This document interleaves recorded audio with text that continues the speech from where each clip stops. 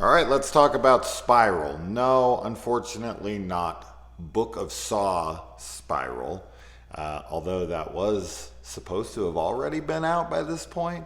But of course, it was pushed back to 2021, as we all know. This is a completely different film, and this was dropped on Shudder as of, I think, midnight, maybe a little earlier. I don't know. But it's a Shudder exclusive, and I got to check it out. Finished it a couple minutes ago, so here we go. As far as the plot synopsis goes, you have a gay couple who I think, I don't know how long they've been together, but one of them has a daughter, and they've moved to this new town.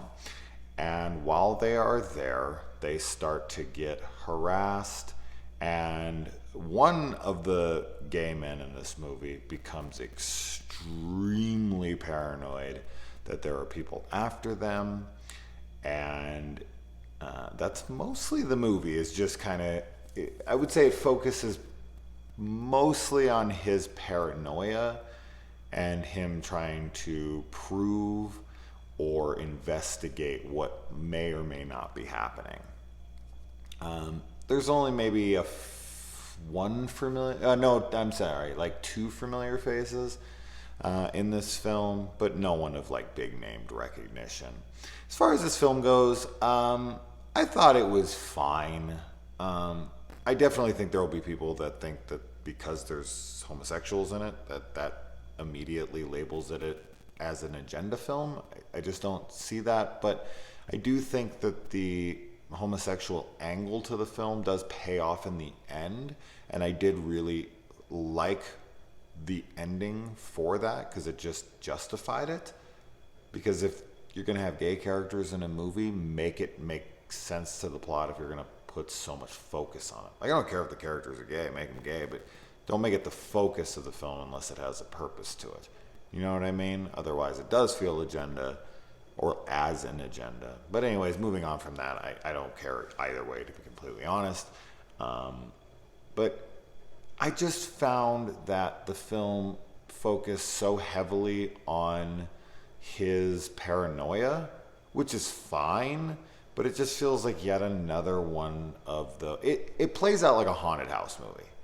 I mean, that's really what it is. Like, the guy is like, oh, this is happening. And then other people are like, oh, are you sure? Oh, I don't know if we believe you. And, oh, you need help. And it's just that kind of thing. We've seen it a million times before. Of course, it's just being done in a different way here. He thinks that they're being harassed because of their homosexuality.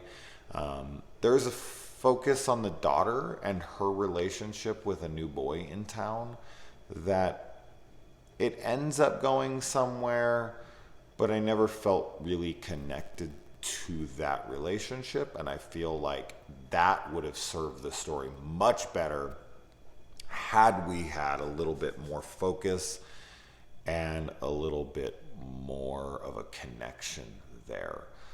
Also, the other lover in the film, the other gay man, the one that's the father to the daughter, there's not a lot of focus on him, and I don't feel like I knew him much at all.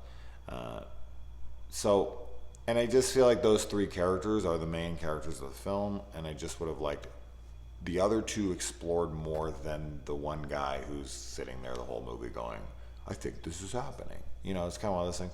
But I feel like the ending kind of saved the film for me, where I was like, oh, that's cool. Like, all right, I see where you're going with this. And when it hits that ending and I see what they went for, I go, okay, like, I see that. That's cool. Like, that's cool, and it kind of saved what I found to be a fine film. Like, throughout the whole thing, I was like, this is good. This is fine. Like, you know, there's just nothing unique or original about the horror aspects of it. I just felt all of those to be kind of run of the mill. And then the character issue with the other two characters that just didn't get enough to do, and how things kind of play out, we don't get as much of an impact because of those things.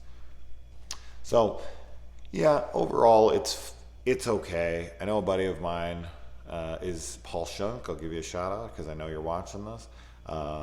He was a pretty damn big fan of it. He was saying that it felt like a Lifetime movie for a good amount of it, but that the last act was so strong for him that it brought it up exponentially, and I can see that. I can understand that.